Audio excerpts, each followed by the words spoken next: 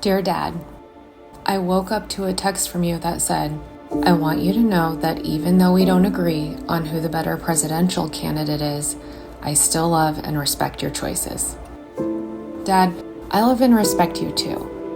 When I close my eyes and think about my childhood, I picture you in a suit with a wide Jerry Garcia-style tie, walking through the back door from your long commute home from work, just in time to eat dinner at our small white oak dining table that sat four. Oh, the stories that table could tell.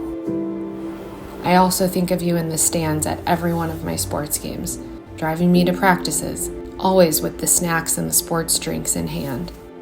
I think about the dinner Mom pulled together nightly after a day on her feet teaching fifth graders, many of whom probably ate TV dinners and didn't have parents who would enroll them in sports of their own. Looking back on my childhood, I think about how Mom was always conscious about the food she had in the house. She talked about eating healthy foods, veggies, foods with nutrients. She said eating healthy was important because it made our body feel good, our brain work better. It was good for us. I also think about the infamously desired Lunchable you'd pack for our lunches, only on birthdays, of course, and the mini cheesecake bites with the jelly toppings that Mom bought at Costco every so often and hid in the freezer in the basement. I think about how those were special treats. Fast forward to this time in our lives. You and Mom are now 75, and you have 4 grandkids. Your love for them is indescribable. But can you believe that 3 of your 4 grandchildren have chronic illness? Your oldest granddaughter, bright as can be, while battling dyslexia and ADHD at just 6 years old. Your middle grandchild, born healthy, but after receiving her childhood vaccinations, now has an autism diagnosis, living in an almost silent world. And of course, your beloved youngest grandchild, who we came within inches from losing at the age of 1.5 after getting his MMR vaccine. I think about how before he received the vaccine, he had just started walking. He was wrestling with his sisters, climbing on the couch. He was talking, energetic. His eyes sparkled when he smiled at us. He was our sweet, wild baby boy.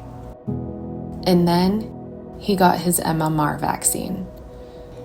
And then he started coming home from daycare, and he would lay on the floor in the kitchen while we cooked dinner.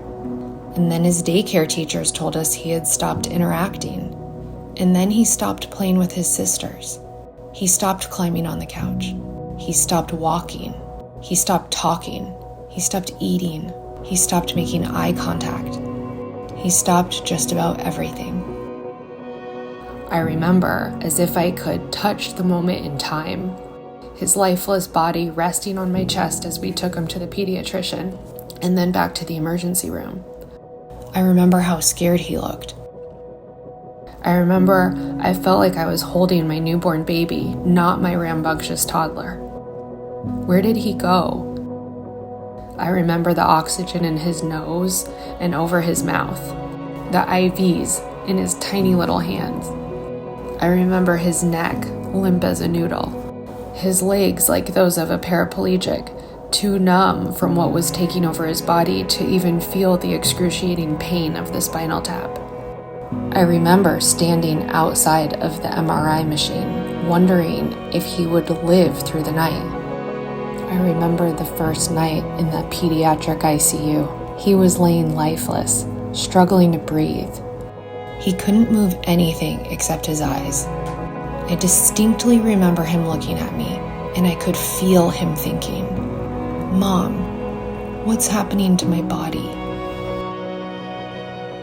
I remember the month of living in the hospital, our little room with a makeshift couch bed, the around-the-clock doctor visits, the medication, the therapy, our new daily routine.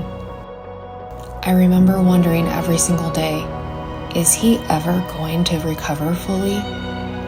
I remember the doctors rounding regularly, and I would ask them, and they said, "We honestly don't know. Only time will tell."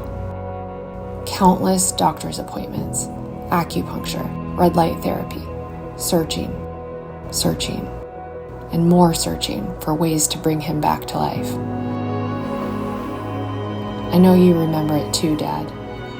I think back on how you raised us, our values, and how you taught us to treat our bodies. I've come to learn that the meals you fed us when we were children, they're not the same anymore. If I were to put the same dinner on the table that you did back on those busy work nights, those same foods are now filled with chemicals. We are living in a much different country than the one you raised us in. Dad, I am not a Trumper, but I am a mother, the person you raised me to be, someone who seeks the truth and endeavors to provide a healthy life for our children. I know you love us.